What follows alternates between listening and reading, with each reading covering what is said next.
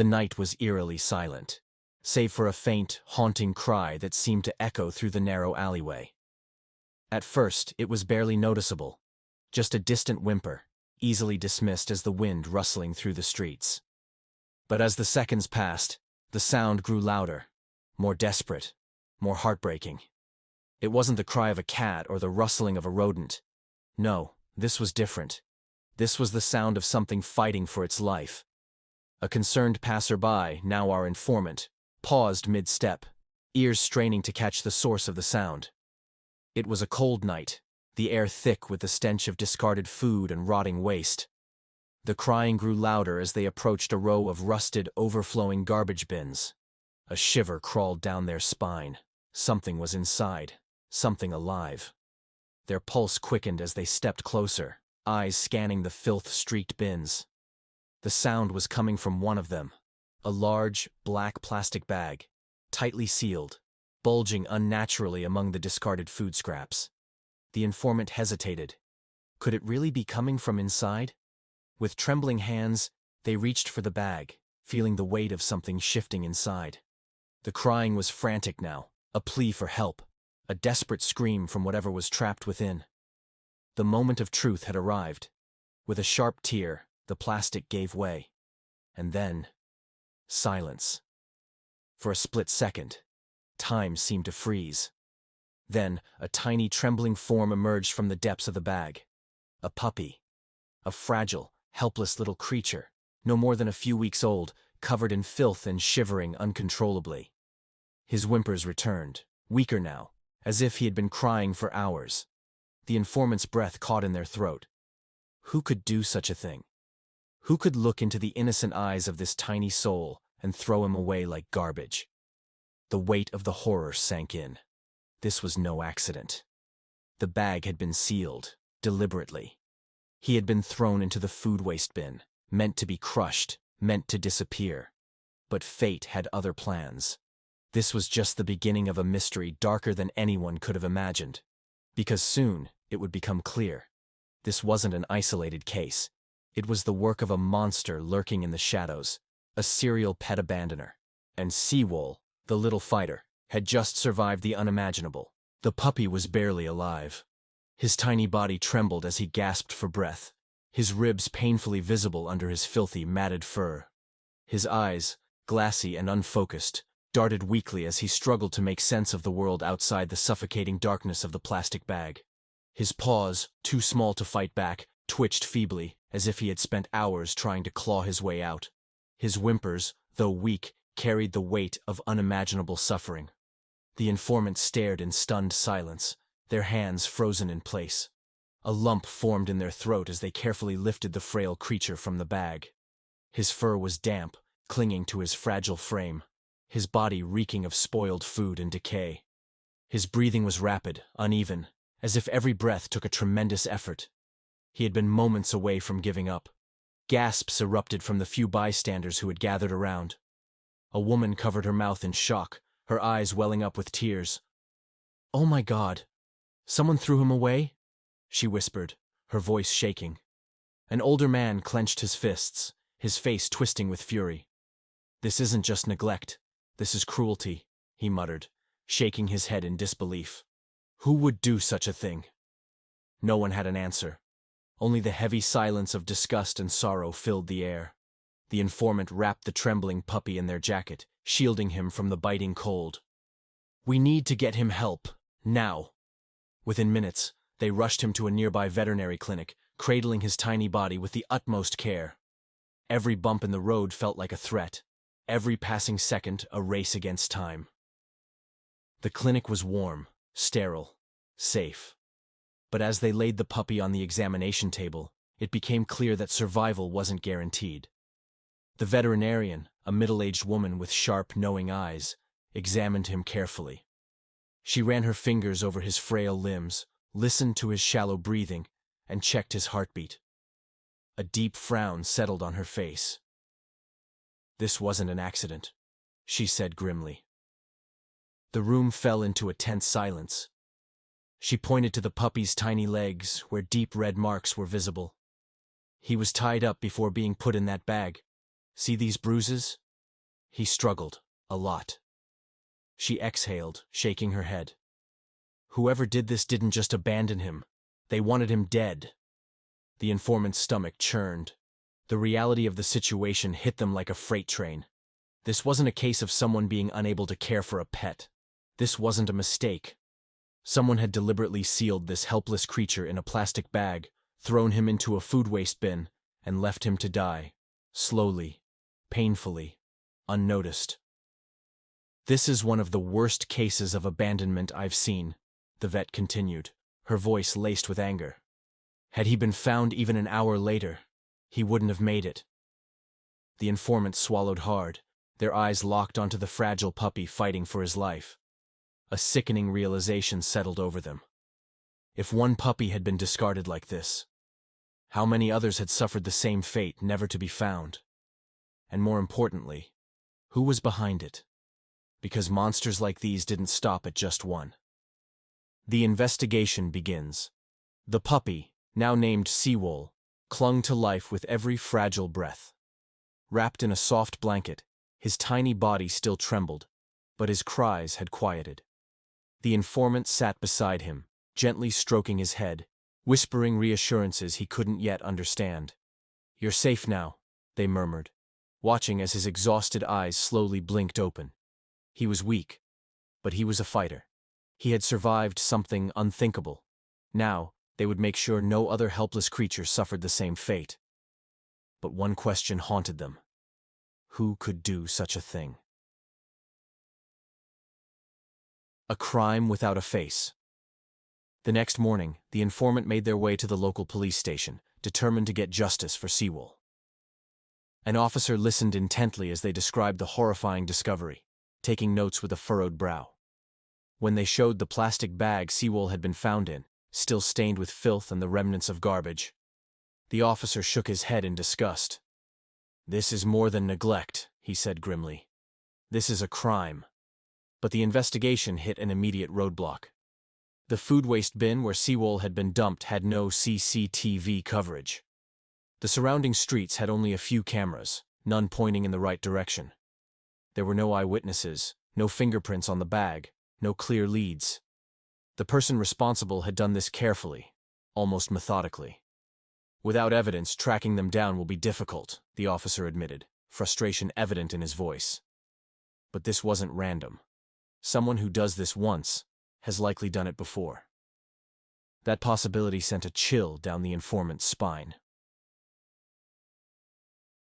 A disturbing pattern emerges. Hoping to find answers, the police consulted a criminal psychologist, an expert in behavioral profiling. After hearing the details of Seawolf's case, she nodded solemnly. "This isn't just cruelty. This is deliberate and calculated," she explained. Sealing a living creature inside a plastic bag and throwing them away like trash isn't impulsive. It's premeditated. The person behind this knew exactly what they were doing. She leaned forward, her expression dark. "And if they've done it once, I can almost guarantee they've done it before." Her words proved true within hours.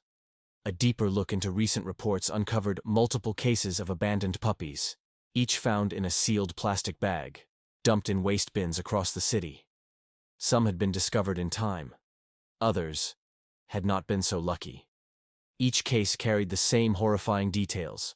The bags were always tightly knotted. The puppies were always young, weak, and struggling to breathe. And every time there were no witnesses, no security footage, no suspects. A pattern. A serial case. "This isn't someone getting rid of an unwanted pet," the psychologist said, her voice cold with certainty. "This is someone enjoying the act of suffering. And if we don't stop them soon—" She didn't have to finish the sentence. The room fell into heavy silence. Somewhere out there, a monster was still at work. Seawolf was safe now, but his journey was far from over. At first, the informant thought his odd, wobbly walk was due to weakness. He would take a few steps, stumble, then try again, his tiny legs struggling to carry his frail body. It was heartbreaking to watch, but Seawolf refused to give up. He would wag his little tail, determined to move forward despite his struggles. But as the days passed, concern grew. Even with proper food and rest, Seawolf's walk didn't improve. He wasn't just weak. Something was wrong. A visit to the veterinarian confirmed their worst fears. The X-rays revealed the truth. Seawolf had bone deformities, possibly from birth, or caused by malnutrition and mistreatment at an early age. His front legs were slightly bent, making it difficult for him to walk properly. The vet sighed, running a gentle hand over Seawolf's head. "He's lucky to be alive," she said softly. "But his condition means he'll need therapy to regain his strength. It won't be easy, but with care and patience, he can still live a full life." The informant looked down at Seawolf, who gazed back with wide, trusting eyes. Despite everything, he still had hope. He had fought to survive in that plastic bag, and now he would fight to walk again. Seawolf's recovery journey began with careful, physical therapy. The vet taught the informant how to help him stretch his legs, encouraging movement without causing pain. His diet was adjusted to include the nutrients he had been deprived of, and slowly, his tiny body started to grow stronger. At first, every session was a challenge. Seawolf would take a step, wobble, and collapse, his little face scrunching up in frustration. But every time he fell, he got back up. Day by day, he improved. His tail wagged more. His eyes sparkled with newfound energy. And for the first time, the informant heard his small, joyful bark, an innocent, hopeful sound that made everything worth it. But just as things seemed to be getting better, another cruel discovery shattered the fragile hope they had found. It happened just 2 weeks later. A call came in. Another puppy had been found. Same plastic bag, same method, same place. The informant rushed to the scene, heart pounding. The moment they saw the tiny, trembling creature inside the bag, it was like reliving Seawolf's nightmare all over again. She was a little golden puppy, barely clinging to life. But this time, something was different. She wasn't crying. Even when they gently lifted her from the bag, she remained silent. No whimpering, no barking, just wide, terrified eyes. At the vet, the horrifying truth was revealed. Sunny had lost her voice. "There's no physical damage to her vocal cords," the vet explained. "But trauma can manifest in many ways. She's been so terrified for so long that she's forgotten how to make a sound." The room fell silent. Who could do something like this? Seawolf had barely survived. Now, Sunny had been found in the same way. How many more had there been? This wasn't a one-time act of cruelty. It was something far more disturbing. The police had already suspected a pattern, but now, with 2 living survivors and multiple past cases matching the same MO, the truth was undeniable. Someone was doing this, on purpose. A criminal psychologist was called in to analyze the case. Her insights sent chills through the room. "This isn't just neglect," she explained. "Whoever is behind this is escalating. They're doing this repeatedly, with no remorse. The lack of hesitation suggests someone who sees these puppies as nothing more than disposable objects, and that's dangerous." Her voice grew heavier. "People who harm animals like this don't stop at animals. Many of history's most dangerous criminals started by abusing small, helpless creatures." The informant clenched their fists. This wasn't just about Seawolf or Sunny anymore. This was about stopping a monster before they moved on to something even worse. But how do you catch someone who leaves no evidence? The police worked tirelessly, cross-referencing locations where puppies had been dumped. They checked pet store records, looking for anyone suspicious. They interviewed people in the neighborhood, hoping someone had seen something. Anything. But the perpetrator remained a ghost. The only thing they had was a clear pattern. The puppies were always young, vulnerable, and easy to handle. They were dumped in isolated spots, carefully avoiding cameras. No attempts were made to hide them beyond the plastic bags. They were meant to be found, or to die unnoticed.